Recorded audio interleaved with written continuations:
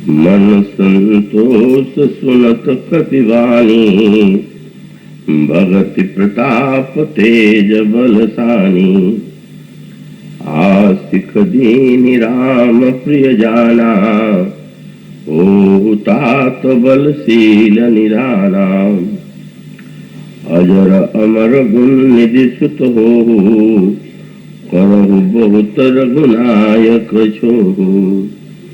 करहु कृपा प्रभु अस सुनि काना, निर्भर प्रेम मगन हनुमाना। मार वार नायसि पद सीसा, बोला बचन जोरी कर कीसा। अब कृत कृत्य भयं मैं माता, आसिक तव अमोघ विख्याता।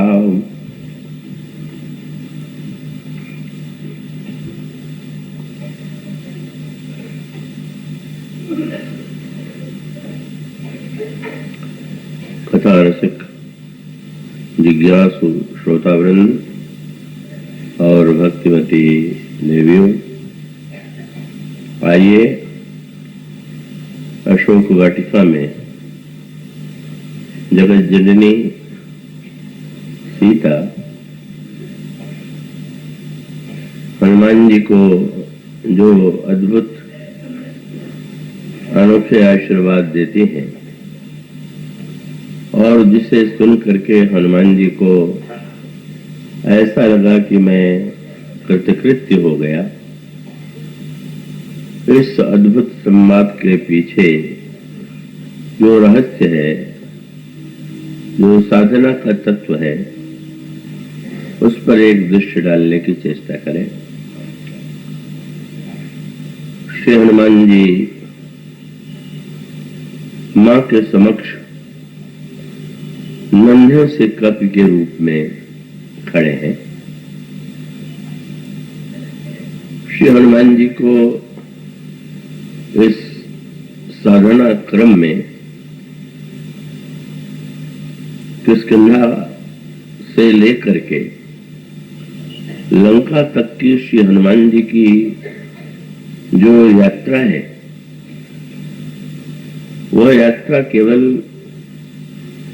एक व्यक्ति की ही यात्रा नहीं है, उन समस्त साधकों की के लिए पथ प्रशस्त करने वाली वह यात्रा है जो जीवन में कृतकृत्य होना चाहते हैं। हमारे समग्र शास्त्रों ने ये जो साधना की चरम परिणति है, वह साधना के रूप में नहीं, कृतकृत्यता के रूप में की। श्री भरत जब श्री अयोध्या से चित्रकूट की यात्रा करते हैं और वो चित्रकूट में प्रवेश करते हैं, उस दिव्य कामदगिरी का दर्शन करते हैं, तो गोस्वामी जी ने जो उस समय उपमा दी है, वह सचमुच बड़ी सांकेतिक है। गोस्वामी जी कहते हैं, राम शैल शोभा निरखी, भरत हृदय अति प्रेम, तापस तप फल पाई जिम, सुखी सिराने नेम। श्री भरत को जब उस शैल का दर्शन हुआ तो जैसे कोई तपस्वी तपस्या में संलग्न हो, और जब वह तपस्या में संलग्न होगा तो उसे अनेक नियमों का पालन करना ही पड़ता है, किंतु नियम जो है, साधना जो है, वो लक्ष्य तो नहीं है। अंततो गत्वा प्रत्येक नियम की अंतिम परिणति यही है कि जब उस नियम की आवश्यकता शेष न रह जाए। और इसीलिए श्री भरत की स्थिति का वर्णन करते हुए वे कहते हैं कि जैसे किसी तपस्वी ने तपस्या का फल पा लिया हो और उसके जीवन में नियम के द्वारा उत्पन्न होने वाले की जो बाध्यताएं हैं वो समाप्त हो गई हो, वैसा अनुभव श्री भरत को हुआ। और इसका अभिप्राय यही है कि नियम का चाहे जितना महत्व हो, साधना का चाहे जितना महत्व हो, कर्म का चाहे जितना जिसकी महिमा का गायन किया जाए, पर उसकी अंतिम परिणति वस्तुतः कृतकृत्यता में है। और उसका अभिप्राय यह है कि यह अनुभूति जब हृदय में उत्पन्न हो जाए कि अब कुछ करना शेष नहीं, बस उसी स्थिति को कृतकृत्यता कहते हैं। और यही कृतकृत्यता की स्थिति जो है इस समय श्री हनुमान जी के जीवन में दिखाई दे रही। मां का आशीर्वाद, मां विह्वल भाव भरे स्वर में हनुमान जी को आशीर्वाद देती है, पुत्र तुम में समग्र बल के साथ साथ समग्र शील का भी उदय हो, तुम अजर हो जाओ, अमर हो जाओ, सारे गुण तुम में निवास करें। और इतना ही नहीं, मैं तुम्हें आशीर्वाद देती हूं कि हमारे श्री प्रभु जो है, राघवेंद्र जो है, वो तुमसे सदा सदा छोह करें। और बस यह आशीर्वाद सुनते ही गोस्वामी जी ने उसमें विभाजन कर दिया। वे कह सकते थे कि आशीर्वादों को सुन करके हनुमान जी बड़े प्रसन्न हुए और उन्होंने ये कहा कि मैं कृतकृत्य हो गया। और उन आशीर्वादों में से भी गोस्वामी जी ने एक वाक्य अलग कर दिया। वे तुरंत ये कहते हैं, उनका वाक्य है कि हनुमान जी कृतकृत्यता का अनुभव कब करते हैं? बल, शील, गुण, अजरता और अमरता की बात सुन करके उनको ऐसा नहीं लगा कि मैं कृतकृत्य हो गया। तो कृतकृत्यता का अनुभव कब हुआ? जब गोस्वामी जी उसको अलग करके तुरंत कहते हैं, करहि बहुत रघुनायक छोड़ू, तो करहि कृपा प्रभु अस सुनि खाना, निर्भर प्रेम मगन हनुमान। हनुमान तुम पर प्रभु कृपा करें, तुमसे छोड़ करें। बस ऐसा लगता है कि हनुमान जी के कानों में तो केवल इतना ही गया और उसी को सुन करके वे निर्भर प्रेम में निमग्न हो गए। और निर्भर प्रेम में निमग्न होने के बाद उन्होंने मां से ये कहा कि मां, अब मैं ऐसा अनुभव कर रहा हूं कि मैं कृतकृत्य हो गया। तो ये निर्भर प्रेम क्या है और ये जो कृतकृत्यता की अनुभूति होती है और वो कैसे होती है? अगर कोई व्यक्ति उस साधना के पथ को जीवन में उतारना चाहे, ग्रहण करना चाहे, तो श्री हनुमान जी के चरित्र का जहां से श्री गणेश होता है और फिर जब जिस तरह से वे समस्त साधनाओं, समस्त नियमों का पालन करते हुए जब वे मां के समक्ष पहुंचते हैं और अंतिम आशीर्वाद के द्वारा उन्हें कृतकृत्यता का आशीर्वाद मिलता है, तो यही मानो निर्भर प्रेम क्या है। क्योंकि गोस्वामी जी ने एक वाक्य और जोड़ दिया, उन्होंने कहा मां का आशीर्वाद सुन करके हनुमान जी निर्भर प्रेम में निमग्न हो गए। वे कह सकते हैं कि प्रेम में निमग्न हो गए। ऐसा अनेक प्रसंग है, रामायण में आता है जहां पर भक्त प्रेम में निमग्न हो जाते हैं, पर प्रेम के साथ भी एक शब्द जुड़ा हुआ है, निर्भर प्रेम, मगन हनुमान। तो प्रेम और निर्भर प्रेम में क्या अंतर है? और इसी संदर्भ में आपका ध्यान गया होगा, नहीं है तो जाना चाहिए कि सुंदरकांड एक ऐसा कांड है कि जहां पर गोस्वामी जी जब प्रभु की वंदना करते हैं तो वंदना करने के साथ साथ वो प्रभु से कुछ याचना भी करते हैं। कुछ अद्भुत सा लगता है। पूरे रामचरितमानस के अंत में तो उन्होंने याचना की ही, किंतु ये बीच में ही जो अपनी मांग प्रभु के सामने रख दी, उसके पीछे क्या तात्पर्य था और उन्होंने प्रभु से क्या मांगा। तब भगवान श्री राम से प्रार्थना करते हुए कहते हैं, नान्या स्पृहा रघुपते हृदय स्मदीये सत्यम बदामि च भवान निखिल अंतरात्मा भक्तिम प्रयक्ष। यदि आप मुझ पर प्रसन्न हैं तो भक्ति दीजिए। पर भक्त के साथ उन्होंने भी वही शब्द जोड़ दिया जो इस प्रसंग में हनुमान जी के संदर्भ से जुड़ा हुआ। उन्होंने कहा, नहीं महाराज, भक्ति ही नहीं चाहिए, भक्तिम प्रयक्ष रघु पुंगव निर्भराम में जो निर्भरा भक्ति है वह मुझे दीजिए। तो निर्भरा भक्ति केवल भक्ति शब्द का प्रयोग करें, पर भक्ति के साथ जब निर्भरा शब्द का प्रयोग करते हैं तो उसका तात्पर्य क्या है? प्रेम के साथ जब निर्भर शब्द का प्रयोग करते हैं तो उसका तात्पर्य क्या है?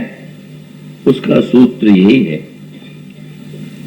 कि जहां पर व्यक्ति को अपनी ओर से भक्ति की साधना करनी है या अपनी ओर से प्रभु से प्रेम करना है, तो वो भक्ति और वह प्रेम जो है उसे हम निर्भरा नहीं कर सकते। तो उस भक्ति में साधना की प्रधानता है, उस प्रेम में साधना की प्रधानता है। का जब भगवान श्री राम बताते हैं कि भक्ति की साधना का क्रम क्या है, तो आप पढ़ते तो उपदेश देते हुए शबरी को बताते हैं कि मेरी भक्ति 9 प्रकार की है और वो क्रम साधना का, प्रथम भक्त संतन कर संगा, दूसरा रति मम कथा प्रसंगा, गुरुपद पंकज सेवा तीसरी भगति अमान, चौथी भगति मम गुणगन, करही कपट जिगान, मंत्र जाप मम दृढ़ विश्वासा, पंचम भजन सुवेद प्रकाशा, छठ दमशील विरति बहु कर्मा, निरत निरंतर सज्जन धर्मा, सातों सम्मोहि मैं जग देखा, मोहित्य अधिक संत कर लेखा, आठों यथा लाभ संतोषा, सपने नहीं देखई परदोषा, नवम सरल सब सन छल हीना, मम भरोस यह हरस न दिया। नवम जिनके एक होई, नारी पुरुष चराचर कोई, सोई अतिशय प्रिय भामिनी मोरे। तो स्पष्ट है कि यहां पर जिस भक्त का वर्णन किया गया उस भक्ति में साधना की प्रधानता है। अगर हम भक्ति पाना चाहते हैं तो हम सत्संग करें, कथा श्रवण करें, गुरु के चरणों की सेवा करें, भगवान के गुणों का गायन करें, मंत्र का दृढ़ विश्वास पूर्वक जप करें और इस क्रम से हमारे जीवन में नवधा भक्ति के रूप में एक सर्वोच्च भक्ति का उदय हो, अथवा इन 9 में से एक भी यदि भक्ति व्यक्ति के जीवन में आ जाए तो उतने मात्र से भी वह व्यक्ति प्रभु का प्रिय हो जाता है। किंतु निर्भरा भक्ति ये नहीं है। और इस प्रकार से प्रेम और निर्भर प्रेम में भी अंतर है। अगर आपको प्रेम का स्वरूप जानना हो तो उस प्रेम का स्वरूप जानने के लिए आप उस प्रसंग की ओर दृष्टि डालें जहां सुमित्रा अम्मा ने श्री लक्ष्मण को आशीर्वाद दिया। अब यह एक सूत्र आपके सामने मैं रख दूं और वो ये है कि श्री लक्ष्मण जी निरंतर जागृत रहते, निरंतर जागते। तो भक्ति का एक पक्ष वह है, प्रेम का एक पक्ष वह है कि व्यक्ति को जहां निरंतर जागते रहना, सतत सावधान रहना, पर भक्ति का एक दूसरा पक्ष भी है और वह पक्ष है जहां पर निरंतर भक्त को सोते रहना। बस दोनों में अंतर यही, जब तक करना है तब तक जागृत रहना है, सजग रहना है, पर जब वह स्थिति समाप्त हो जाती है तो उस समय तो गहरी नींद में जैसे व्यक्ति को एक चरम विश्राम की अनुभूति होती है, कुछ करने की वृत्ति नहीं रह जाती, का मानो दोनों में बस उसका सूत्र कर सकते हैं कि साधना प्रधान भक्ति भक्ति है और कृपा प्रधान भक्ति जो है वो निर्भरा भक्ति है। साधन प्रधान प्रेम का लक्ष्मण जी के जीवन में जो निरंतर जागृति है, चैतन्यता है, उस चैतन्यता का अभिप्राय है कि उनके चरित्र में एक क्षण के लिए भी प्रमाद नहीं है, असावधानी नहीं। वर्णन आता है ना, श्री लक्ष्मण प्रभु के साथ बन जाना चाहते हैं, प्रभु उनसे बार बार आग्रह करते हैं कि नहीं नहीं, तुम अयोध्या में रह करके ही सबकी सेवा करो, यह भी मेरी भक्ति का ही एक रूप है, तुम मेरे साथ चलने का आग्रह मत करो। पर जब श्री लक्ष्मण प्रभु के चरणों को पकड़ लेते हैं दुर्बल और व्याकुल भाव से, तो प्रभु अंत में श्री लक्ष्मण से कहते हैं, मानो विदा मात सन जाई और आवहु बेग चलहु बन भाई। लक्ष्मण जाओ और मां से विदा लेकर के तुम आओ और वो मेरे साथ चल। आप इतने वर्षों से सुन रहे हैं तो उसमें सुमित्रा अम्बा का स्वरूप आप जानते ही होंगे, पर मैं याद दिला दूं कि तीनों ही जो रानियां हैं उनमें सुमित्रा जी जो है वो मूर्तिमती उपासना है। ज्ञान शक्तिश्च कौशल्या सुमित्रोपासनात्मिका क्रिया शक्तिश्च कह के ही वेदो दशरथो नृप। तो मानो उपासना का क्या स्वरूप है, भक्ति का ही एक पर्यायवाची है उपासना।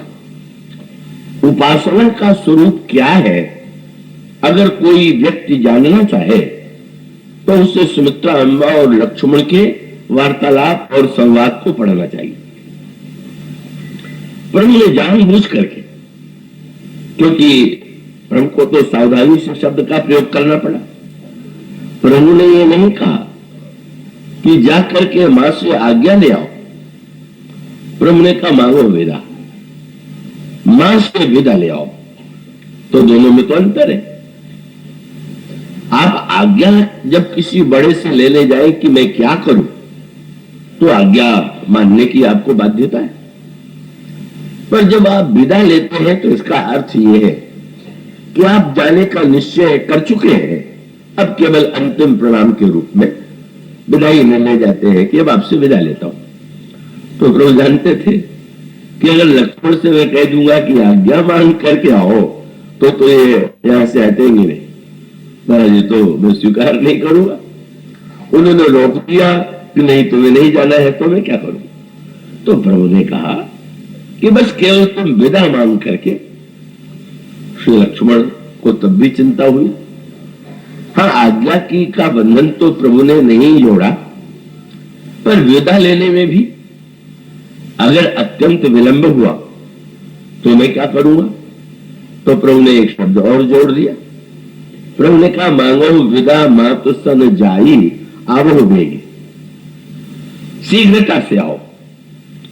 यह शब्द प्रभु का मानो यह संकेत करने वाला था कि लक्ष्मण तुम ये कल्पना भी मत करो कि मां तुम्हें विदा करने में विलंब करेंगी, वो तो इतनी शीघ्रता से विदा करेंगी कि तुम चकित हो जाओगे। तुम जो कल्पना और भय लेकर के जा रहे हो, तुम्हें लगेगा कि वो मेरा भय जो है वो कितना मिथ्या है। और इसीलिए गोस्वामी जी ने लिखा है कि जब वो मां से विदा लेकर के चले तो गोस्वामी जी उपमा कौन सी देते। गोस्वामी जी यही तो कहते हैं, मां तो चरण शरणाय चले तो संकेत हृदय, बांगुर विषम तुराय मनहु भाग नृप भाग बस। जैसे कोई मृग जाल में फंसने ही वाला हो और अचानक उसको जाल से मुक्ति मिले तो उस समय वो कितनी शीघ्रता से भागेगा। लक्ष्मण जी को ऐसा लगा कि अरे तो जो मैं अत्यंत भयभीत था, वो माता के स्नेह का, वो जो एक वात्सल्य और स्नेह का जो वो जाल है जो व्यक्ति को अपनी ओर आकृष्ट करता है, इतनी सरलता से छूट गया। प्रश्न यही है, प्रभु ने विदा लेने के लिए भेजा क्यों? प्रभु का उद्देश्य क्या था? और सचमुच उसका उद्देश्य मानो यह था कि जैसे साधना के पहले गुरु से मंत्र दीक्षा लेने का विधान है, इसी प्रकार से प्रभु को ऐसा लगा कि लक्ष्मण यदि साधन पथ पर चल रहे हैं, मेरे साथ चलने का इनका इतना प्रबल आग्रह है, तो पहले उपासना की दीक्षा तो ले ले।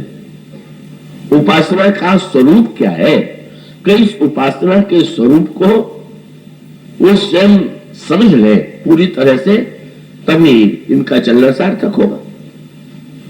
और सचमुच वो पूरा वार्तालाप उपासना के रहस्यों से भरा हुआ। जाते हैं लक्ष्मण मां के पास। उस समय लक्ष्मण जी की आकृति पर जो व्याकुलता है, जो दुख है, आंखों में आंसू है, वह मां से छिपे हुए नहीं। मां ने देखा और देखते ही समझ गई कि कुछ ऐसा हुआ है कि सर्वदा निश्चिंत रहने वाला लक्ष्मण आज बड़ा व्यथित दिखाई देता है। पर मां ने प्रश्न पूछ दिया।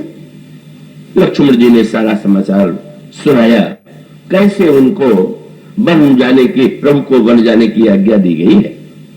प्रभु वन जा रहे हैं, मैं भी उनके साथ जाने के लिए प्रस्तुत हूं, मैं आपसे विदा लेने के लिए आया हूं।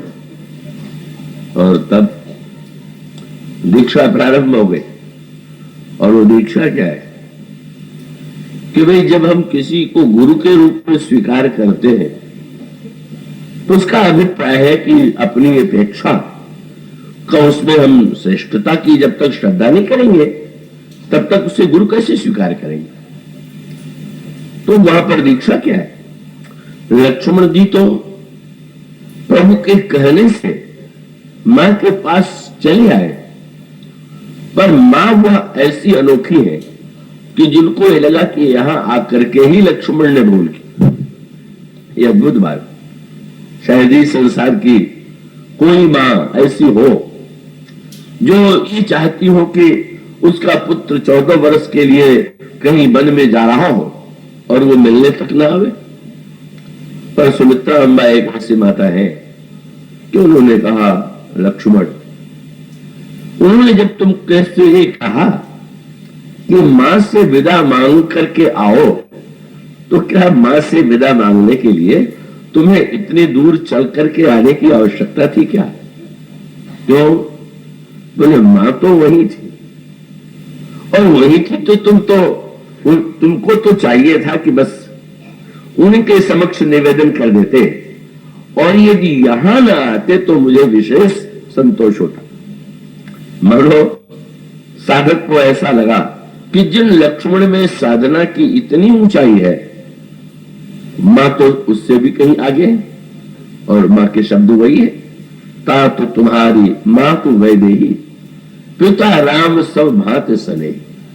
और इतना ही नहीं, लक्ष्मण जी ने जो कुछ प्रभु से कहा था, मां ने उसे ऐसा प्रेम भरे स्वर में काट दिया कि लक्ष्मण को लगने लगा कि मुझसे तो बोलने में पग पर भूल हो गई। प्रभु ने कहा, मां से विदा मांग ले आओ, तो मां के कहने से लगता है कि मैंने यहां के भूल की। लक्ष्मण जी से जब प्रभु ने कहा था कि तुम अयोध्या में रहो, तो लक्ष्मण जी ने कहा कि मैं आपको छोड़ करके अयोध्या में नहीं रहूंगा। पर मां ने अगले वाक्य के द्वारा मानो ये बता दिया, ये भी तुमने कह करके ठीक नहीं किया कि मैं अयोध्या नहीं रहूंगा। जब श्री राम कह रहे थे कि तुम अयोध्या में रहो, तो तुम्हें कहना चाहिए था कि आपकी आज्ञा तो सिरोधार्य है, मैं अयोध्या में ही तो रहना चाहता हूं। और तब मां ने अयोध्या की जो परिभाषा बताई, वो तो लक्ष्मण जी की परिभाषा से भी आगे थे। उन्होंने कहा, तुमको तो प्रभु से कह देना चाहिए कि मैं रहना तो अयोध्या में चाहता हूं, पर अयोध्या की परिभाषा क्या है? किसी भूमि का नाम अयोध्या है, स्थान का नाम है, क्या है? और तब मां ने एक नई परिभाषा दे दिया लक्ष्मण को, तो ही अवध जह राम निवास, जहां राम अयोध्या में राम नहीं रहते, बल्कि राम जहां रहते हैं वही अयोध्या होती। और ऐसी स्थिति में और फिर दृष्टांत दिया। तब उन्होंने कहा अगर कोई व्यक्ति दिन और रात्रि कहता है तो सही शब्द नहीं। कोई ये कहे कि इतने घंटे का दिन, इतने घंटे की रात्रि, दिन और रात्रि की परिभाषा घंटों में नहीं है। दिन की परिभाषा यही है कि जिस समय जहां सूर्य है वहां दिन है। अब यहां हम बैठे हुए भारतवर्ष में हम कहेंगे रात्रि, अमेरिका वासी कहेंगे दिन है, इंग्लैंड वाले कहेंगे दिन है, और उसकी परिभाषा यही कि दिन और रात्रि की तो एक ही परिभाषा है। वो सूर्य है, दिन और रात्रि की सत्ता सूर्य में निहित है, कोई अंक में नहीं निहित। और उन्होंने तुरंत कहा तहीं अवध जह राम निवासु, अरे तहीं दिवस जहां भानु प्रकाश हो। कैसे में यही इसका अभिप्राय यह है कि जब साधक को ये लगने लगे कि मेरी साधना में पग पग पर कमी है, ये बड़ा भारी सूत्र है। इसका अभिप्राय यह है कि जिसको अपनी साधना में और सेवा में विशेषता दिखाई देगी वह व्यक्ति तो अभिमानी हुए बिना नहीं रहेगा। किंतु मां का जो उपदेश है वो प्रतिक्षण स्मरण दिला रहा है कि न अभी कुछ मेरे चिंतन में ही कमी है। और इसीलिए आपको इस भाव की परिपुष्टि मिलेगी जब केवट निषाद राज ने भगवान से कहा, वे गांव के छोटे से रहने वाले थे, पर भगवान श्री राम से उन्होंने यही कहा कि कृपा करिए पुर धारिये पाऊं, कृपा करके मेरे पुर में पधारिए। नियम तो यह है कि जिनकी बड़ी अट्टालिका भी होती है वो किसी को निमंत्रण देते हैं तो कहते मेरी कुटिया में आई। तो महल को कुटिया कहने की तो परंपरा है, पर कुटिया को कोई कहे कि मेरे महल में आइए पधारिए तो बड़ा विचित्र लगेगा। कहना तो चाहिए मेरे से छोटे से गांव में आइए, पर उन्होंने कहा कि ना कृपा करिए पुर धारिये पाऊं। और ये शब्द मानो सुमित्रा अम्बा के उपदेश का ही सूत्र था। सुमित्रा अम्बा से अगर कोई निषाद से पूछ दे कि गांव को आप पुर कैसे कह दे रहे, बोले जब तक प्रभु नहीं वहां है तब तक वो गांव, और जब प्रभु जहां जाते हैं वो अयोध्यापुरी बन जाती है। तो मेरा गांव भी मैं क्यों मानू, मैं तो यही कहूंगा कि वो आपका संकल्प है तो पुर है। तो मानो सांकेतिक अभिप्राय ये है कि वो अनुभूति पहला, दूसरा उत्तर, फिर आगे और सूत्र बढ़ा। क्या लक्ष्मण जी ने कह दिया था, उतर आवत प्रेम बस ग्रहे चरण अकुलाय, नाथ दास में स्वामी तुम तजु तो कहा बसाए। प्रभु ने कहा गुरु पिता माता की सेवा, बोले गुरु पितु मातु न जानो उठाओ, कहा उस आओ नाथ पति अब मोरे सबई, एक तुम स्वामी दीन बंधु उर अंतर जामी, मन क्रम विचरण चरण तो होई, कृपा सिंधु परिहरी की सोई। प्रभु को स्वीकार करना पड़ा। तो ऐसा लगता है कि लक्ष्मण जी सब कुछ छोड़ करके प्रभु की सेवा करने जा रहे हैं। माता को, पिता को, गुरु को, राज्य को, संपत्ति को सब छोड़ करके जा रहे हैं। फिर वही तीसरी आशंका, त्याग करने के बाद भी मैंने त्याग किया है। ये बात अनेक साधकों के जीवन में पाई जाती। मां ने उसकी भी जड़ काट दिया। मां ने कहा भूल के लिए न समझना कि तुम उनके लिए त्याग कर रहे हो, वो तुम्हारे लिए त्याग कर रहे हैं। यही है भक्ति की उपासना की दृष्टि। गुण अपने में नहीं, गुण भगवान में। गुण तुम्हार समझे नहीं दोषा, यही सब भांति तुम्हारा भरोसा, राम भगत प्रिय लागे जेही, तेरी उर बसहु सदा रह दे। उन्होंने कहा राम तुम क्या त्याग कर रहे हो, कौन सी तपस्या तुम करने जा रहे हो। मां क्या किन शब्दों में कहती, भाई लक्ष्मण क्या बढ़िया यात्रा तुम्हारी होने जा रही, क्या आनंद मनाने जा रहे हो। क्यों, बोले तुम कह बन सब भांति सुपासु, संग पुतु मां तो राम से जासु। कोई बालक मां बाप के साथ जा रहा हो और वो कहे कि मैं कुछ छोड़ के जा रहा हूं, तुम्हें कितना आनंद मिलेगा। तुम अपनी माँ के साथ, अपने पिता के साथ, और सोचो यहां तुम्हारे माता पिता थे तो उन्हें सबका ध्यान रखना पड़ता था, और अब तो तुम अकेले ही माँ और पिता के का वो दिव्य प्रेम का आस्वादन करोगे। और साथ साथ कह दिया, तुम रहे हेतु राम बन जाही, दूसरे हेतु तात कछु नहीं। देखो तो तुम्हारे लिए कितना बड़ा त्याग कर रहे। तुमको ये निरंतर इच्छा रहा करती थी, कितना अच्छा होता कि प्रभु की सारी सेवा मैं ही करता। तो प्रभु को लगा होगा कि भाई यहाँ तो सेवा का बंटवारा करना ही होगा, इसलिए वो तुम्हारे लिए चले जा रहे हैं वन में। अच्छा लक्ष्मण, तुम्हें जितनी सेवा करना हो अकेले ही पूरी कर, अथवा अगर भगवान पृथ्वी का भार उतारने जा रहे तो पृथ्वी को धारण करने वाले तो शेष है, भार तो उन्हीं पर है। और उसका अर्थ है कि तुम्हारा ही भार हल्का करने के लिए ही तो इतना कष्ट सह रहे। मानो स्पष्ट कर दिया, तुम न त्यागी हो, न तुम ये समझना कि तुम वन में जा रहे हो, न तुम ये समझना कि तुम माता पिता को छोड़ के जा रहे हो। और फिर प्रसन्न हो गई मां।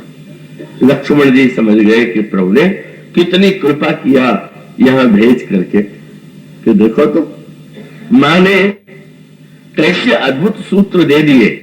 और उसके बाद वो जो प्रेम की व्याख्या माने की, सेवा की जो व्याख्या की, वो व्याख्या ही तब भक्त साधना की सर्वश्रेष्ठ व्याख्या है। उन्होंने कहा, लक्ष्मण तुम यदि अपने श्री राम की सेवा करना चाहते हो तो तुम याद रखना, क्या राग रोष ईर्षा मद मोह जन सपने इनके बस हो, सकल प्रकार विकार ध्याई मन क्रम वचन करे सेवकाई। एक भी विकार जीवन में दिया गया, माने कितनी बड़ी बात कह दी। कोई महल छोड़ देना, कोई घर छोड़ देना, छोड़ना थोड़ी। व्यंग ये था, और संकेत रामायण में भी मिला। जब भगवान राम बन जाने लगे तो अयोध्यावासी भी चल पड़े, और वो सोच रहे थे कि हम सब कुछ छोड़ करके श्री राम को के लिए सब कुछ छोड़ करके जा रहे हैं। लेकिन जो ही रात हुई, ऐसी गहरी नींद आई, प्रभु ने देखा सुमंत जी को, अब रथ पर बैठा करके चलिए। कब जिसको छोड़ करके वे नहीं जा सके वो एकमात्र लक्ष्मण थे, क्योंकि सारे अयोध्यावासी सो रहे थे। अगर कोई जग रहा था तो लक्ष्मण जग रहे थे। सांकेतिक अर्थ क्या? मानो कहीं न कहीं अयोध्यावासियों को ये अभिमान हुआ होगा कि हमने प्रभु के लिए कितना त्याग किया है, पर दिखाई दे गया क्या कि पलंग को छोड़ करके तो चले आए, पर नींद को तो साथ ही लेते आए। महत्व नींद का है कि महत्व पलंग का? छोड़ना नींद को है कि छोड़ना पलंग को? पलंग छोड़ दिया और नींद जो है वो लेके चले आए। संपत्ति छोड़ दिया, वस्तु छोड़ दिया, और सारे विकार जो है लेकर के चले आए। तो मैंने कहा कि एक भी विकार अगर रह जाएगा तो सेवा ठीक ठीक नहीं होगी। याद रखना, एक भी विकार, जब विकार शून्य होकर सेवा करोगे तो वो सच्ची सेवा होगी। और उसके बाद फिर कृपा मां की, पुत्र को आशीर्वाद दिया, और आशीर्वाद देते हुए यही कहा कि लक्ष्मण मैं तुम्हें आशीर्वाद देती हूं। वही है प्रेम की व्याख्या। प्रेम की चरम परिणति को रामायण में रति के रूप में प्रस्तुत किया गया। रति, बस जो भक्त मांगता है, श्री भरत भी मांगते हैं, तो यही मांगते हैं कि अर्थ न धर्म न काम रुचि गति न चहु निर्भार जन्म जन्म रति राम पर। पर यहां तो माने रति के साथ भी कई शब्द जोड़ दिए। लक्ष्मण मैं तुम्हें आशीर्वाद देती, रति हो, पर रति नहीं अविरल। अविरल के साथ फिर एक शब्द जोड़ दिया, अमल, और अमल के बाद फिर एक वाक्य जोड़ दिया, नित नित नहीं। यह है प्रेम की व्याख्या। रति का अभिप्राय है, काम की पत्नी का नाम रति है, और वो रति का स्वरूप मानो पति पत्नी के मिलन के संदर्भ में तो उस वाक्य का प्रयोग किया जाता है, पर मानो ईश्वर से मिलन की जब तीव्र आकांक्षा हो और उनसे जब मिलन हो, उस मिलन की स्थिति को ही भक्तों ने रति की संज्ञा दिया। काम और रति माने प्रभु को कामने के पाने की जब आकांक्षा है, तीव्र कामना है, तो मानो ये काम का स्वरूप हुआ, और जब उनसे मिलन हो गया तो मानो वो रति हो। उपनिषदों में इसको ही दृष्टांत देकर के ब्रह्म सुख के अनुभव का स्वरूप प्रस्तुत किया, पर उसमें कुछ कमी है, और उस कमी को माने बताया कि कौन सी कमी। संसार में जो रति होती है वो अविरल नहीं होती, हो ही नहीं सकती है। और उसका अभिप्राय ये कि कितने देर तक व्यक्ति अपने प्रिय से बिल्कुल उसके सन्निकट रह सकता है, आलिंगित रह सकता है, फिर तो एक विरलता। अविरल और विरल का अभिप्राय है कि जैसे कोई वस्तु बुनी जाए, उसमें बीच बीच में स्थान हो, तो संसार में जो रति है वह तो अविरल नहीं होती, और वो रति का एक उन्माद है, और उसके पश्चात उसमें विरलता है। तो मैंने कहा कि लक्ष्मण, श्री राम के चरणों में तुम्हारी रति ही न हो, अविरल हो। पर इतने से भी मां को संतोष नहीं हुआ।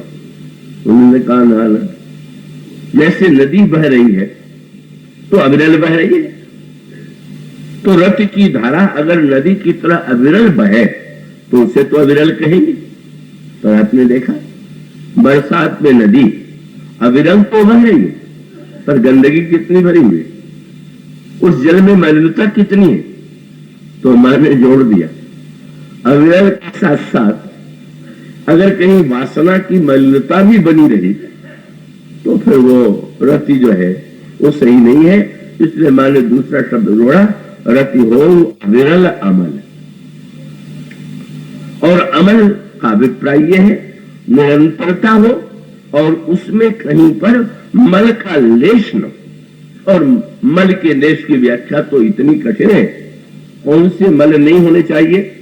तो रामायण में मोह जनित मल लाग विविध विधि, कोटि जतन न जाई, जन्म जन्म अभ्यास निरत चित, अधिकाधिक लपटाई, श्रवण पर निंदा सुनि श्रवण मलिन भय, विषय दोष पर गाये, सब प्रकार मल भाग भार लाग, निज नाथ चरण विसराए, नैन मलिन पर नारि निरख, मन मलिन विषय संग लागे, जीव मलिन वासना मोह मद, सहज जीव सुख त्यागे। इतने तो मलिन, वो स्वामी जी ने कहा सब प्रकार मल भार, इतना ढेर ढेर सा सारे अंग प्रत्यंगों में मल लगा हुआ है। और उसका अभिप्राय यह है लक्ष्मण, अविरलता के साथ साथ अमलता की आवश्यकता है। पर उतने से भी मां ने कहा कि ना, इसके साथ भी एक वस्तु की और अपेक्षा है। संसार में नई वस्तु जो है वो व्यक्ति को अधिक आकृष्ट करती है, प्रिय लगती है, और जो जो पुरानी पड़ती जाती है उसका आकर्षण कम हो जाता है। ये मानव प्रकृति का एक अंग है, का यही संसार में भी दिखाई देता है।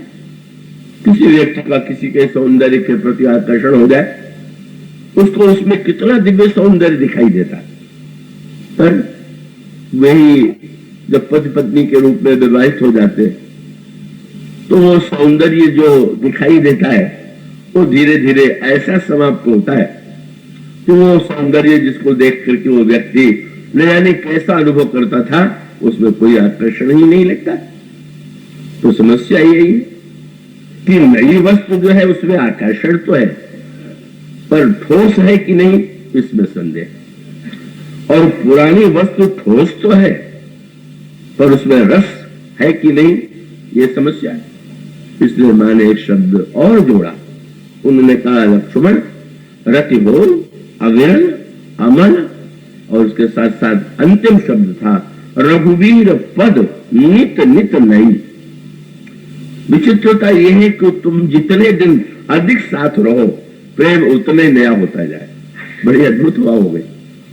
जो जो साथ रहेंगे तो समय बीतेगा, तो प्रेम पुराना पड़ना चाहिए। मेरा मैंने व्यंग कर दिया भगवान श्याम सुंदर पर, मुझे लगता है मीरा के प्रभु गिरधर नागर, अब तो नेह पड़ो पशु मंदा। लगता है यह प्रेम कुछ जो है पहले की अपेक्षा मंद पड़ गया है। पर मां कहती है कि नाना, जब तुम्हारे जीवन में ऐसी स्थिति आवेगी तो ही रथ की परिपूर्णता होगी। बस लक्ष्मण जी ये महामंत्र लेकर के राम चरण सिर नाय, चले तुरंत संकित हृदय, बांगुर विषम तुराय, मनो भाग नृप भाग बस। और सचमुच लक्ष्मण जी के जीवन में, उनकी भक्ति में, उनके प्रेम में आपको अविरलता मिलेगी, निर्मलता मिलेगी और नित्य नूतनता मिलेगी। जो कभी सोया ही नहीं और जागते हुए भी जिसने क्या देखा, गोस्वामी जी कहते हैं छिन छिन लख, छिन छिन, एक एक क्षण में लक्ष्मण जी की जो दृष्टि है वो कहां है? छिन छिन लख सिंह राम पद, बस वही वही। आप किसी के अंग को कितने देर देखिएगा, पर जिनको श्री सीता जी के चरणों को उन्होंने देखा, श्री राम के चरणों को देखा, और गोस्वामी जी कहते हैं छिन छिन लख सिंह राम पद, जान आप पर ने। किसी ने पूछ दिया कि किसी कोई व्यक्ति त्याग करके भी जाता है, पर जिसका त्याग करके जाता है उसकी याद तो कभी कभी आती ही है। और यदि आती है तो लक्ष्मण जी को कभी सुमित्रा जी की, कभी अपने पिताजी की, अपने प्रिया पत्नी की याद आई कि नहीं आई? इस पर तो हमारे मैत्री शरण जी ने साहित्य में इसको लेकर के बड़ा एक हंगामा है। उर्मिला की उपेक्षा हो गई, तो उर्मिला, ये ठीक है, वो काव्य के संदर्भ में लोगों की भावना ऐसी है। फिर गोस्वामी जी कहते हैं करत न सपन लखन चित, बंधु मां तो पितु गए। जागृत की तो बात क्या है, सपने में भी उनको कभी किसी की याद आई नहीं। किसी ने गोस्वामी जी से पूछ दिया कि जब सोए नहीं तो आप सपने की बात क्यों कर रहे? आप तो ये कहते हैं जागते ही रहते हैं।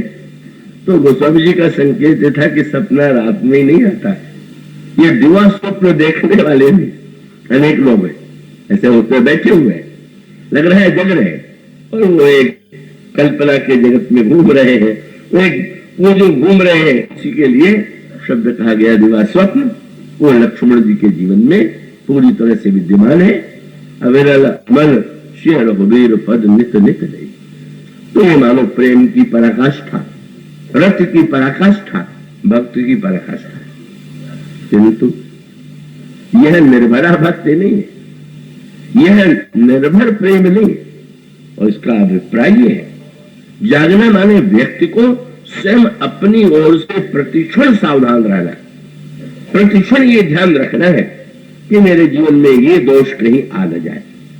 किंतु जिस भक्त की याचना वो स्वामी जी ने किया और जिस भक्ति को पा करके श्री हनुमान जी कृतकृत्यता का अनुभव करते हैं, वह दूसरा पक्ष, वो साधना का पक्ष नहीं है। तो वहां पर भी साधना की पराकाष्ठा। श्री हनुमान जी के चरित्र में, जीवन में आपको साधना का कौन सा ऐसा क्रम है जो नहीं मिलेगा?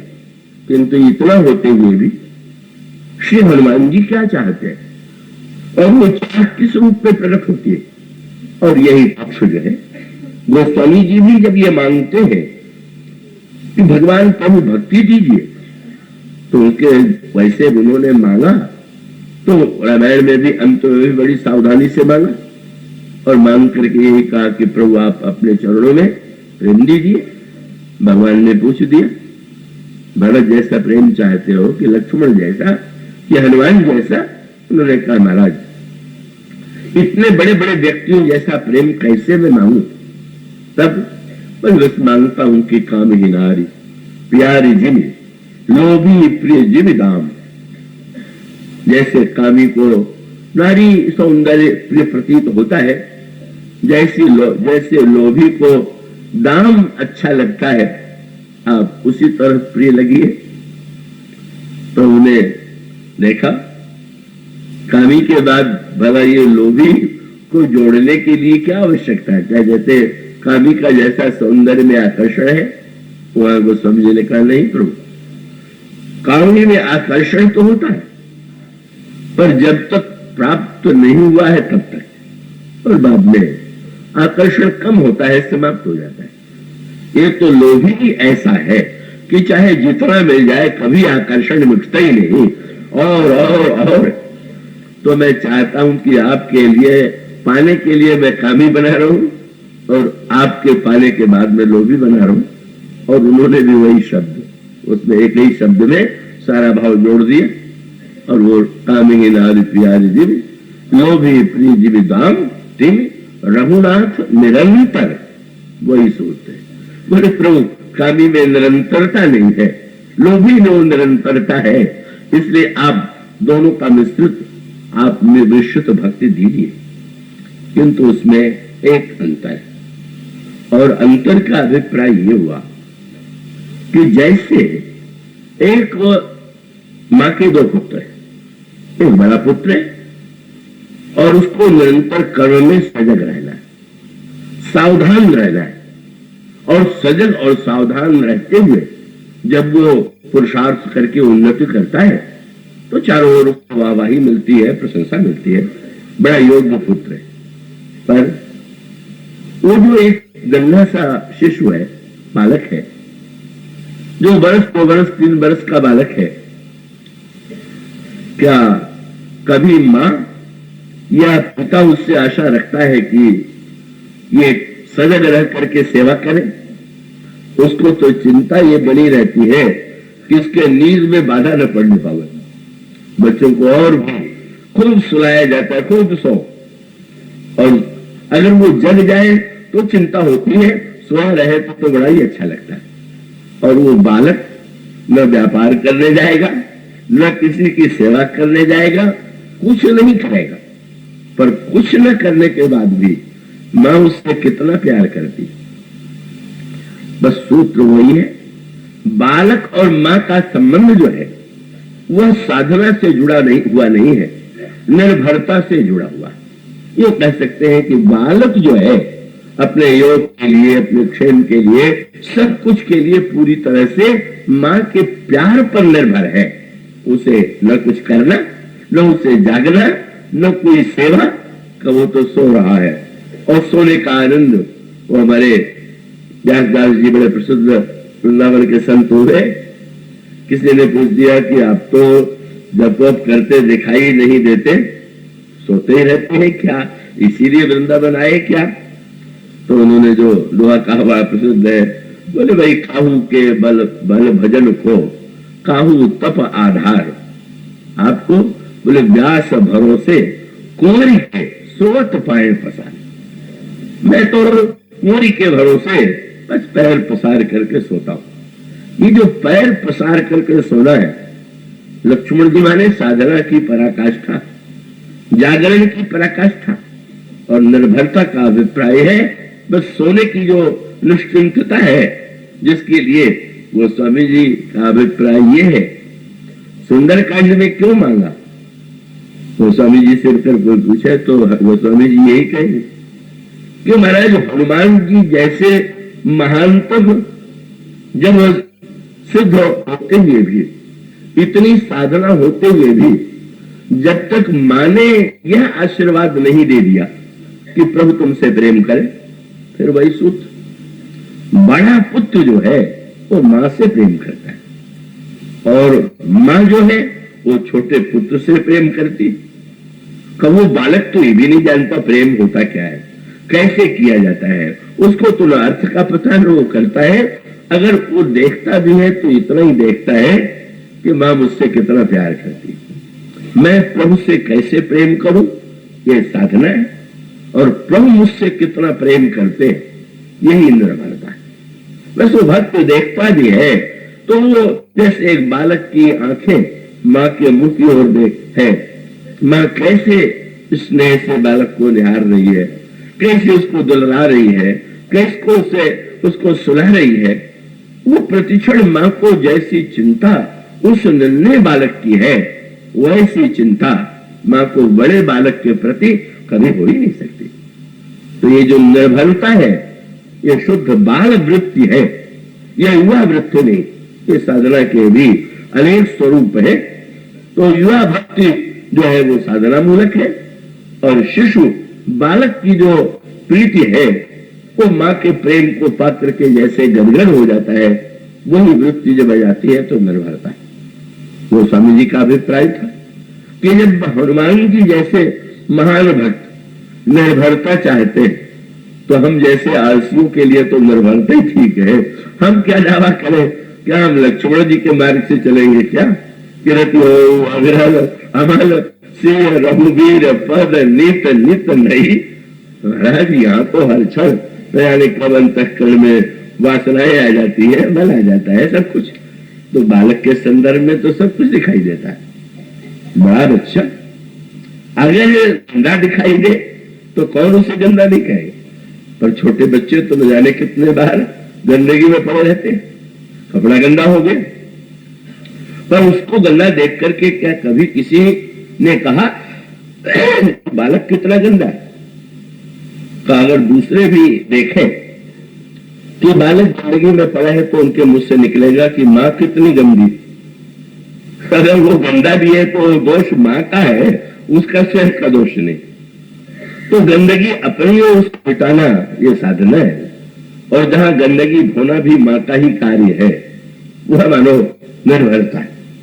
वो स्वामी जी कहते हैं, प्रभु मैं ये चाहता हूं, जब यहां पर माँ हनुमान जी को निर्भरा भक्ति दे रही है और वो करके इतने प्रसन्न हो रहे हैं, तो प्रसाद बंटना चाहिए। तो केवल एक कोई थोड़ी दे दिया जाता है, आसपास जो खड़ा हो उसको भी तो मिलना चाहिए। हनुमान जी को अगर मिल रही है निर्भरा भक्ति, तो मुझे भी कम से कम उस निर्भरा भक्ति की आप देने की कृपा कीजिए। तो ये जो निर्भरता है, एक अनोखी बात इस संदर्भ में आपके सामने में बताऊं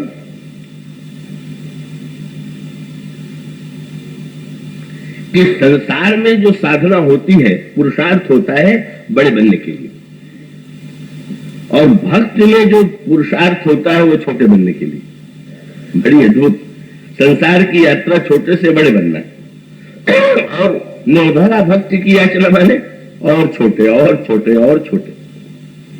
आप यही पाएंगे।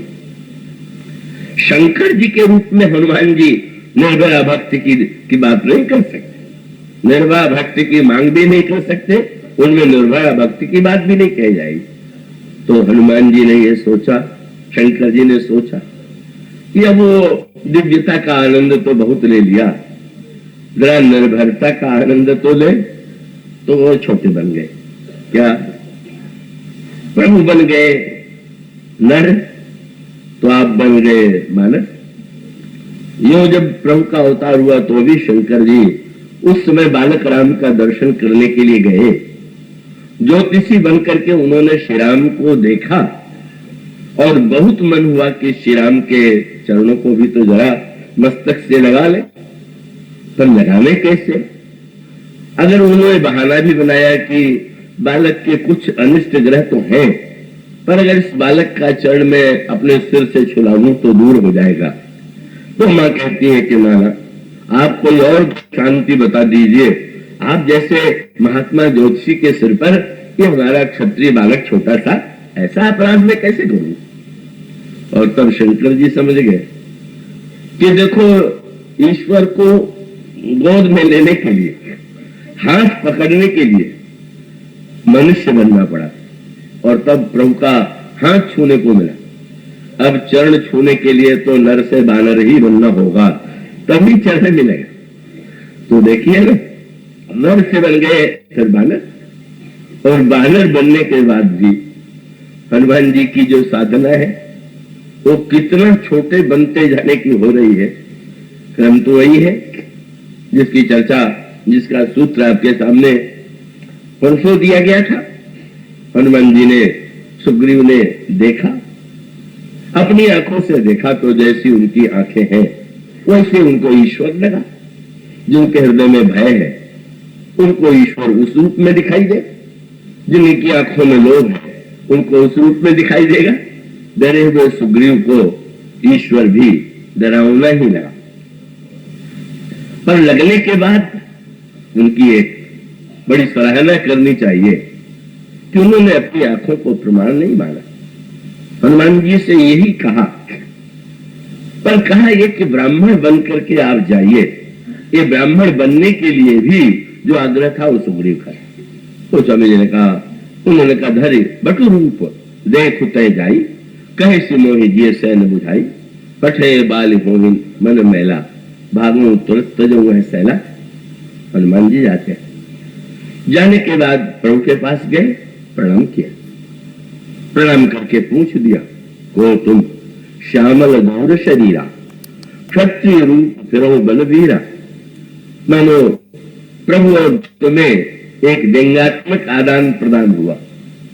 हनुमान जी ने जब जाकर के ब्राह्मण के वेश में प्रभु को प्रणाम किया तो प्रणाम करने के बाद प्रभु के होठों पर हंसी, बोले तो नहीं, पर उस हंसी में रंग था कि ब्राह्मण का वेश तो बना लिया, पर अगर ब्राह्मण वास्तविक होते, असली होते, तो प्रणाम क्षत्रिय से करने के लिए, कराने के लिए रुके रहते।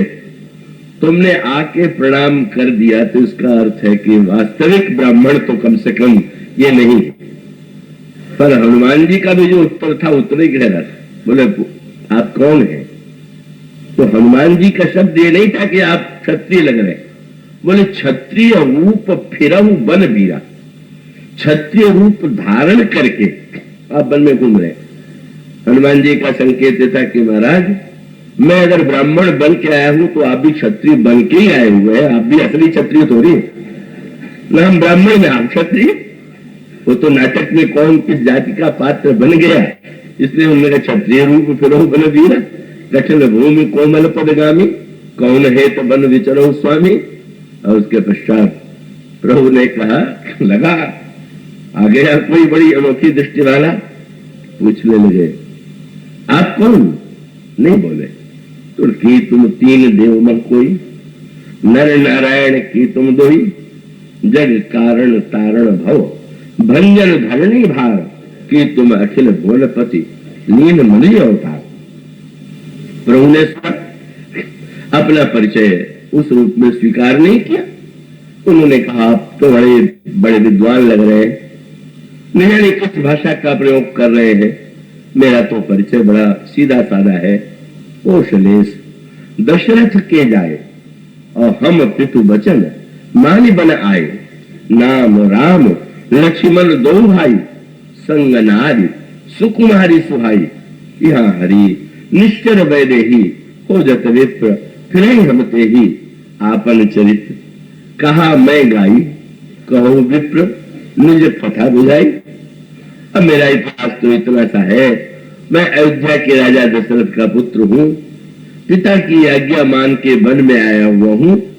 ये मेरे छोटे भाई लक्ष्मण है, इनका नाम तो ये लक्ष्मण है, मैं राम हूँ, मेरा नाम राम है, और मेरे साथ मेरी प्रिया सीता जी भी थी, पर वन में उनका हरण किसी राक्षस ने कर लिया और मैं प्रभु को ढूंढता हुआ चारों ओर भटक रहा हूँ। मेरा तो इतना ही कुल चरित्र है।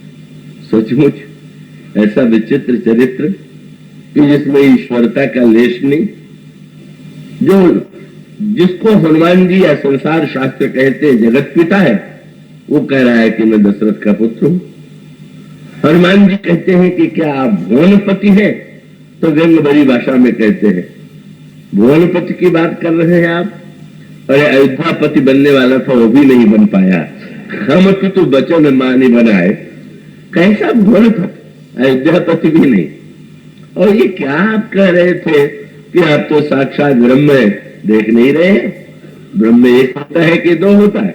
नाम राम लक्ष्मण दो भाई, और ब्रह्म तो महान विरागी माना जाता है।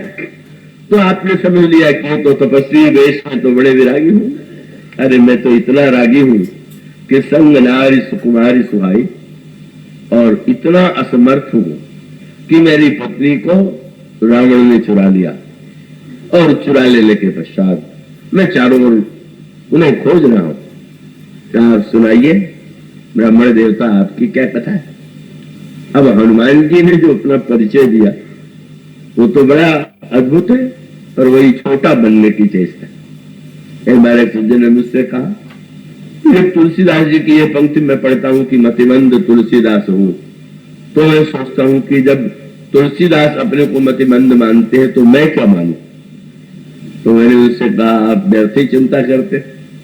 जहां हनुमान जी भी अपने को मतिमंद माने, वहां भी आपको ये सोचना है कि आप अपने को क्या मानेंगे। वहां तो प्रभु पूछते हैं, तो हनुमान जी ने कहा, मेरा परिचय तो कुछ पंक्तियों में, एक मंद मैं मोह बश कुटिल हृदय अज्ञान। ये कोई हनुमान जी का परिचय हुआ क्या? कहां पवन पुत्र, कहां दिव्य चरित्र, सूर्य को निगल लेने वाले। पर प्रभु ने बाद में कभी हनुमान जी से कहा कि हनुमान, मैंने तो तुमसे कहा था कि तुम अपनी कथा सुनाओ, तो तुम ये बताओ कि तुम कथा सुना रहे थे कि अपनी व्यथा सुना रहे थे? मैं मंद हूं, मैं मोह बस हूं, मैं कुटिल हृदय हूं, अज्ञान हूं। मैंने कहा कथा सुनाओ और तुम सुनाने लगे व्यथा। हनुमान जी ने कहा, प्रभु जीव के पास तो व्यथा ही होती है, कथा तो केवल आपकी है। और अच्छा यही होगा कि जीव आपकी कथा सुन ले और आप जीव की व्यथा सुन ले। जीव कथा आपकी सुनेगा तो उसके हृदय में प्रेम आवेगा, और जीव की व्यथा जब आप सुनेंगे तो आपके हृदय में करुणा आ जाएगी, और प्रेम और करुणा दोनों का मिलन हो जाए, यही तो धन्यता की पराकाष्ठा है। और तब उसके बाद हनुमान जी ने वो एक एक वाक्य में, प्रभु आपने ये क्यों पूछ दिया कि ब्राह्मण देवता तुम कौन हो? कह सकते हैं तुमने कहा, तो मैंने कहा पूछा। उन्होंने कहा, मोर लियाओ मैं पूछा साई, तुम कस पूछो नर की नाई, तो माया बस फिर हम बुलाना, ताते मैं नहीं प्रभु पहचाना, एक मंद मैं मोह बस कुटिल हृदय ज्ञान, पुन प्रभु मोहि बिसारे हूं, दीन बंधु भगवान नाथ जीव, तब माया मोहा सो निष्फल तुम्हारे छोड़। माया तो कोई ज्ञान से नहीं पार कर सकता, वो आपकी छोड़ से ही पार होगा। और अब क्या हुआ? अब भी प्रभु हनुमान जी को हृदय से नहीं लगा रहे, और अचानक और छोटा बनना पड़ा। जब तक ब्राह्मण बने रहे तब तक वार्तालाप चलता रहा, लेकिन जब हनुमान जी ने अस कही परु चरण अकुलाई, निज तम प्रगति प्रीति उर छाई। बस जब तक ब्राह्मण थे तब तक दूरी थी, और बंदर बनते ही तब रघुपति उठाई लावा, निज लोचन जल सींची जुड़ावा। श्री हनुमान जी जब बंदर बन गए, भक्त साधना माने यहां तो जितने छोटे बन जाइएगा, बड़े बनिएगा तो सम्मान ईश्वर का भले ही मिल जाता हो, पर प्यार तो तभी मिलेगा जब छोटा कोई बन जाए। और तब उसके बाद जो क्रम प्रारंभ हुआ, उसी क्रम का समापन इस प्रसंग में भी है। मां के पास आए भी तो यही, वो जितने बड़े स्वरूप वाले हैं वैसा बन करके नहीं आए। आप पढ़ते हैं कितने छोटे बन करके आए, तो पल्लोह महरा लुकाई, वृक्ष के एक पत्ते की आड़ में जो छिप सके, इतना छोटा, इतने लघु। और उसके पश्चात मां से के सामने आने का जो प्रसंग है वो तो विस्तृत है ही, पर उसके बाद अंत में यही तो आता है कि जब मां ने उनको पुत्र कहा तो कब कहा? जब तक बहुत बड़ा सेवक माना, ज्ञानी माना, तब तक पुत्र नहीं कहा। हनुमान जी के मुंह से जो ही एक वाक्य निकला कि मां मत चिंता करो, कछुक दिवस जननी धरु धीरा, कपिन सहित है रघुवीरा। अगर यही कह देते कि प्रभु आकर के छुड़ा करके ले चलेंगे तो मां को कोई आश्चर्य नहीं होता। पर हनुमान जी ने जब ये कहा कि मां चिंता मत करो, प्रभु अकेले थोड़ी है, हम लोग तो साथ में आएंगे, तो मां को उस दुख के समय भी वो इतना भोला है, इतना नासमझ है वो हनुमान जी तो बिल्कुल नन्हे से दिखाई दे रहे हैं, और नन्हा सा वो बंदर दावा कर रहा है कि हम प्रभु के साथ आवेंगे। तो माँ के मुंह से ऊंची बात सुन करके जो शब्द नहीं निकला था, ना समझी कि ये बात सुनते ही तुरंत मुंह से निकला, है सुत कपि सब तुम्हें ही समान, तो सारे बंदर क्या तुम्हारे ही बराबर है क्या? अब हनुमान जी बड़े संकट में। माँ का अगर वात्सल्य पाना है तो छोटे बल्ला आवश्यक, पर माँ को जो दुख है, संशय है, उसको प्रकट करने के लिए अब क्या करूं? पर सुन कपि प्रकट कीन निज देहा, कनक भूधराकार शरीरा, समर भयंकर अति बल वीरा, सीता मन भरोसा भय। जो विशाल रूप प्रकट किया, माता को लगा कि बंदर ने ठीक कहा था, बंदर ने ठीक कहा था कि बंदर प्रभु के साथ आवेंगे। पर हनुमान जी की सावधानी देखिए, प्रकट तो कर दिया पर भरोसा आते ही बोले सीता मन भरोसा तब भयऊ, तो पुण्य लघु रूप पूर्ण सुख ले। वो एक फिर से छोटे हो गए, घबरा गए। पुत्र तो कह दिया पर कहीं बड़ा पुत्र न मान बैठे, जब इतने लंबे चौड़े हो तो बड़े बेटे। इसलिए कहा नहीं भाई, वो तो छोटा ही, अति छोटा नन्हा सा बंदर वही रूप में। और तब माँ ने जब नन्हा माना, बालक माना तो छोटा ही बालक माना, और फिर उन्होंने जो आशीर्वाद दिया, उस आशीर्वाद में ही वो निर्भरा भक्ति और निर्भरा प्रेम है। अब तुमसे मैं कैसे कहूं कि तुम उनसे प्रेम करो? बस हम तो यही आशीर्वाद देते हैं कि प्रभु तुमसे सदा सदा अच्छा हो करे। हनुमान जी नाचने लगे, बस बस बस अब तो मैं कृतकृत हो गया। अब तक तो प्रभु ने भी यही कहा था भक्ति करो सेवा करो, पर आपने छुट्टी दे दिया, अब मुझे कुछ नहीं करना है, प्रेम भी प्रभु करे, बोले अब कृतकृत। इसके पश्चात की चर्चा कल आज बोलिए।